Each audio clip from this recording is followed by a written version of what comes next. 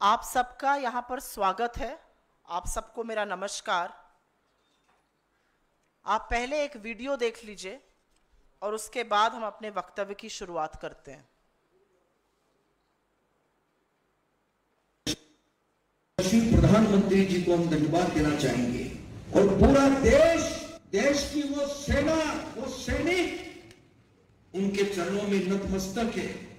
जिन्होंने हमारी बेटियों के सिंदूर उजाले थे, वही कटे पिटे लोगों को हमने उन्हीं की बहन भेज करके उनकी ऐसी की तैसी करवाई। भारत की पूरी सेना और भारत के सैनिक प्रधानमंत्री मोदी के चरणों में नतमस्तक हैं। ये कहना है बीजेपी के मध्य प्रदेश के उप मुख्यमंत्री जगदीश देवड़ा का।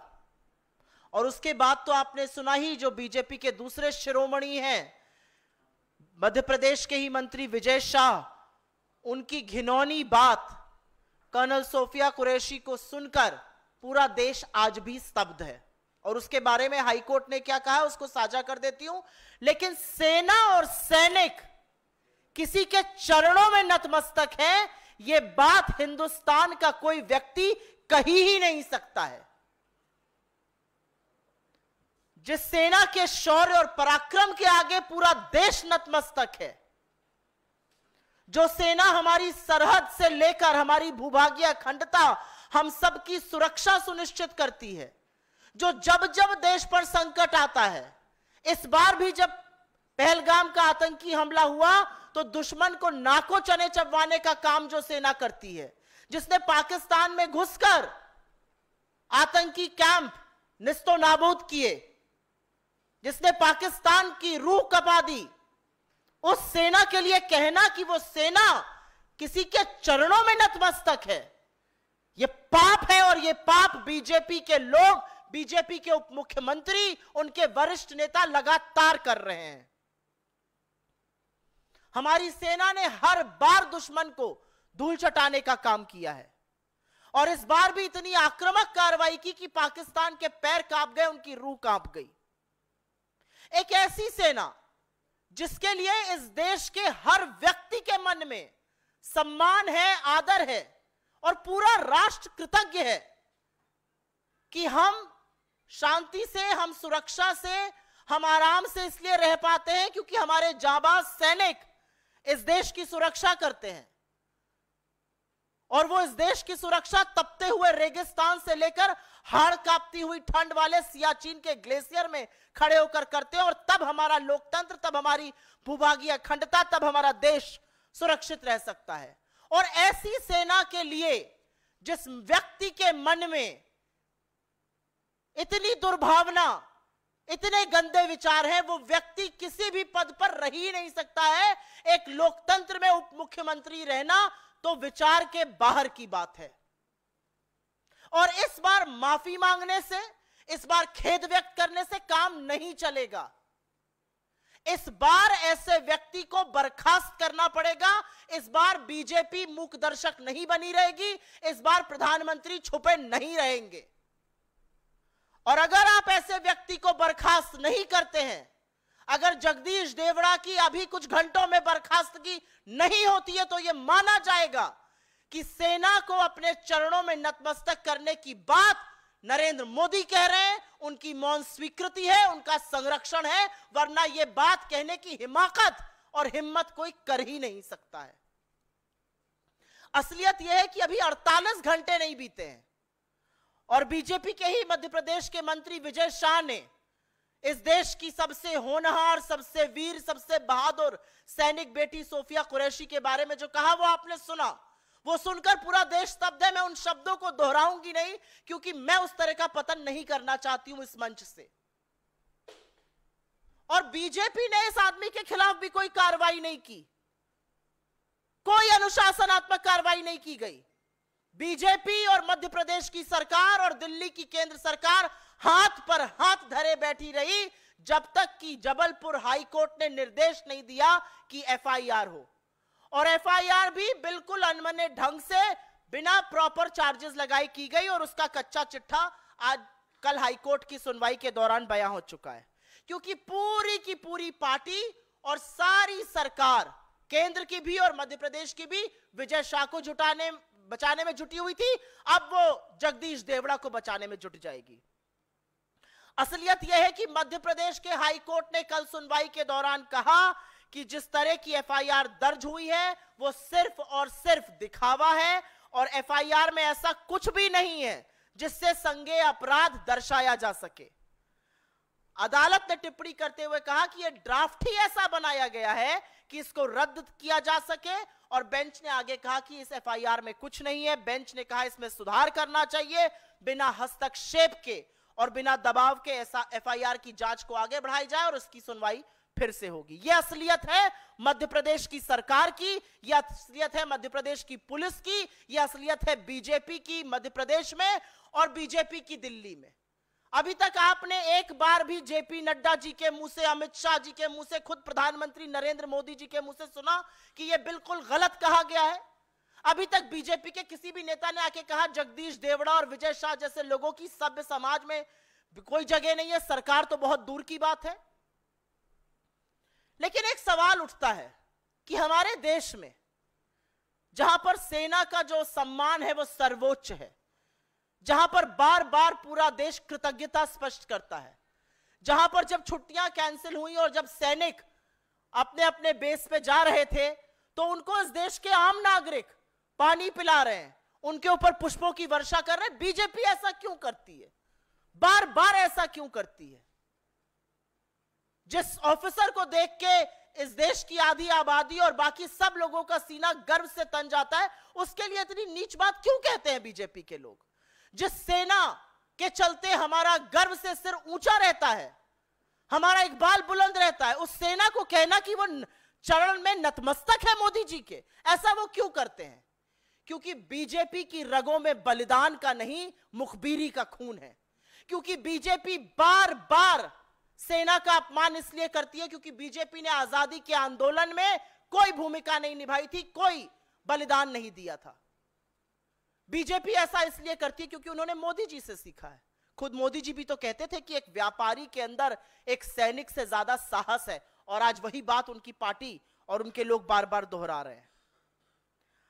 असलियत तो यह है कि यह वही पार्टी है, यह वही सरकार है जिसने गलवान में हमारे 20 जाबाजों की शहादत के बाद यह कहा कि कोई घुसा हुआ नहीं था।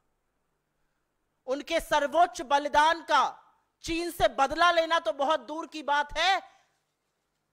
मोदी जी ने तो और उनकी सरकार ने तो चीन से इतना व्यापार किया कि $100 बिलियन का ट्रेड डेफिसिट ही कर डाला, भर भर के चीन को व्यापार दिया। लेकिन अब जो दो वक्तव्य हमने सुने, एक जगदीश देवड़ा उप मुख्यमंत्री जो कहते हैं कि भारतीय सेना और हर सैनिक नरेंद्र मोदी के चरणों में नतमस्तक है, और दूसरी जो महाजलील और जाहिल बात मंत्री विजय शाह ने कही है, इससे पानी सिर के ऊपर जा चुका है। और यह देश अपनी सेना का अपमान, अपनी सेना का तिरस्कार होते हुए देखकर मूक दर्शक नहीं बने रहेगा। हम मूक दर्शक बनने को कतई तैयार नहीं है। और मेरी इस मंच से एक मांग है, अगर नरेंद्र मोदी जी के मन में सेना के लिए लेश मात्र भी इज्जत है, रंच मात्र भी सम्मान है, तो वो तुरंत इन दोनों लोगों को बर्खास्त करें, इनको तुरंत मार्चिंग ऑर्डर्स दिए जाए, इनको सरकार में बने रहने का कोई हक नहीं है, वरना इसको नरेंद्र मोदी जी की मौन स्वीकृति और उनका पूरा पूरा संरक्षण माना जाएगा। I will very briefly make a statement in English. You've just heard the two videos where the Deputy Chief Minister of Madhya Pradesh BJP, Jagdish Devada, says that the entire Indian army and our brave soldiers are bowing at the feet of Narendra Modi. Can you imagine any single Indian ever saying something as blasphemous and as brazenly shameless as that? The entire country is grateful for what our armed forces have done. Our armed forces have consistently taught a lesson to our enemies. Our armed forces divided Pakistan into two. We have always given a befitting reply in 65, in 71, in 99, and even after the Pahalgam terror strike. Our armed forces taught Pakistan a lesson, brought Pakistan to its knees. Our armed forces consistently have destroyed camps of terror in Pakistan. And to then say that these armed forces are lying at the feet of Narendra Modi is a brazen violation of what this country feels for our armed forces, which is absolute respect. We honor their valor, we honor their supreme sacrifice, and our heads bow as far as our armed forces is concerned. The reality is that these armed forces protect not just our borders, but they also protect our territorial integrity. They are the ones because of whom our people live safely and because of whom we work the way we do. They guard us from the glaciers of Siachen to the deserts of Rajasthan. And to then be told that they are bowing before and actually at the feet of Prime Minister Narendra Modi is an insult that no Indian is willing to take. We will not take this lying down, and we demand from this platform that Mr. Modi should immediately sack not just the Deputy Chief Minister of Madhya Pradesh, Jagdish Devada, for making the brazen statement that he has made, and if he fails to do so, we will be forced to believe that this was said with his permission, this has his patronage. The reality is that Vijay Shah, the other minister from Madhya Pradesh, who insulted one of India's most decorated soldiers, Colonel Sophia Qureshi, and the BJP has done zilch against him. Not a single question asked. No, absolutely nothing done against him. The government of Madhya Pradesh and the government of Delhi kept sitting as mute spectators unless and until the High Court in Jabalpur asked for an FIR to be filed, of which a mockery has been made, and the Jabalpur High Court has taken very strong cognizance of an FIR which hardly has any charges, and they have categorically stated that there is nothing in this FIR which will stand the test of law. Go back, amend the FIR without fear or favor, and come back to us. This is the reality of how the BJP treats our armed forces. This is how the BJP treats our soldiers for their valor, for their courage, and for their sacrifice. But why does the BJP do so? Because the BJP had zero, absolutely zero role in our freedom movement. They have made no sacrifice whatsoever. They boycotted the Indian tricolor for 53 years, and which is why it comes naturally to them. Do you not remember that the Prime Minister saying that a corporate in India, a trader in India is braver than Indian soldiers? And that's where the BJP's ideology flows from. I hate to say this, that forget about avenging the supreme sacrifice of 20 of our brave hearts in Galwan. We have continued to do business with China. Our trade deficit with China stands at $100 billion. And today the question that we want to raise from this platform is, will you allow our armed forces to be demeaned, to be insulted as badly as what the BJP leaders in Madhya Pradesh are doing? The Deputy Chief Minister who says that the armed forces are bowing before the Prime Minister at his feet, and Mr. Vijay Shah who says things about a decorated colonel that I wouldn't want to repeat here. And if these people are not sacked, if these people are not removed from their positions immediately, we will be forced to believe that all of this is being said with the permission and the concurrence of the Prime Minister, and both these people enjoy the supreme political patronage of the BJP, including Narendra Modi. आपके सवालों का स्वागत है। मेरी आपसे दरख्वास्त है कि आज ये एक बहुत गंभीर मुद्दा है और सिर्फ इस पर सवाल लूंगी मैं।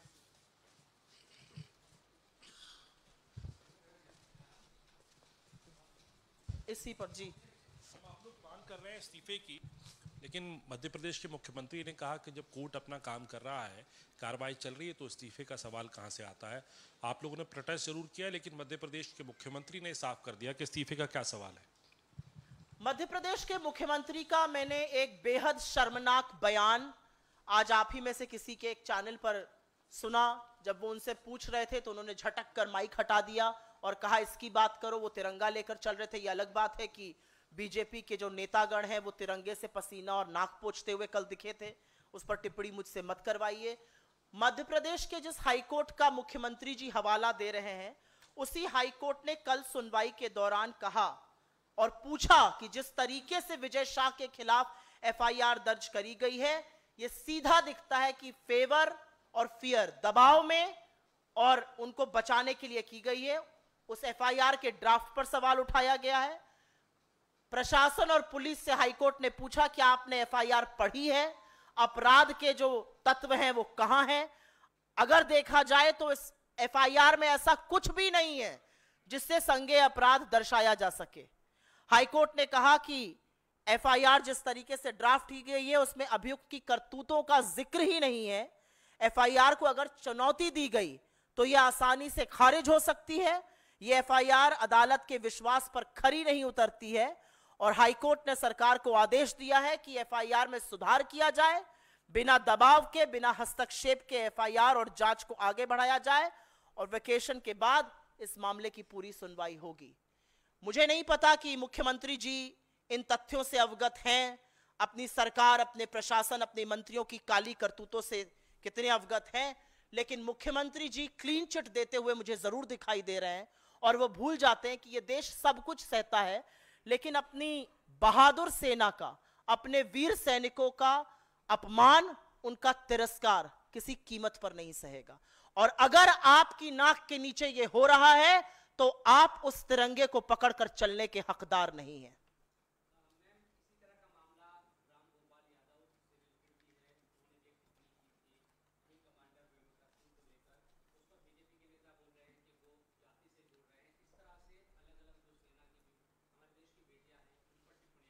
मेरा आपसे गुजारिश है, मेरी आपसे दरख्वास्त है, एक गलत और दूसरा गलत मिलकर सही नहीं होते हैं।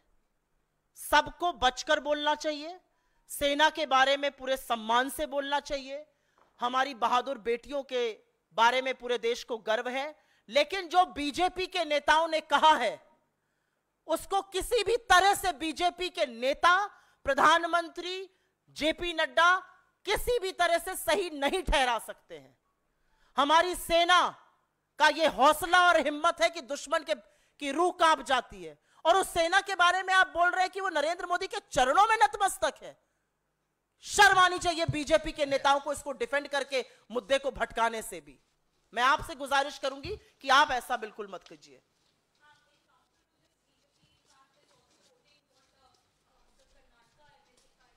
Congress MLA had said, because he has also stated that it was basically a show off and nothing was being done there.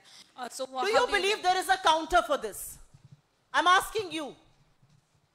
All of you are journalists here. Can any one of you put your hand up and say that there can be a counter to the statement कि भारत की सेना और सारे सैनिक नरेंद्र मोदी के चरणों में नतमस्तक है? Can there be a counter to this? So why even put that forward? The BJP is trying to wriggle out of this. Please don't create a controversy when none exists. Don't look for alibis. Do not look for excuses to dilute this down. This is blasphemous. This is brazen. और अगर ये देशद्रोह और राष्ट्रद्रोह नहीं है तो मैं पूछना चाहती हूं देशद्रोह क्या होता है। मेरी आप साथियों से गुजारिश है कि बीजेपी जो कहती है कहने दीजिए, लेकिन इस मामले को कमतर आंकने का बिल्कुल भी दुस्साहस कोई ना करे और बीजेपी तो कतई ना करे। भारतीय सेना के नतमस्तक होने की बात हमारे दुश्मन नहीं करते हैं और बीजेपी का उप मुख्यमंत्री कर रहा है। यह कैसे बर्दाश्त हो सकता है? Only this, only this. बहुत बहुत धन्यवाद आपका।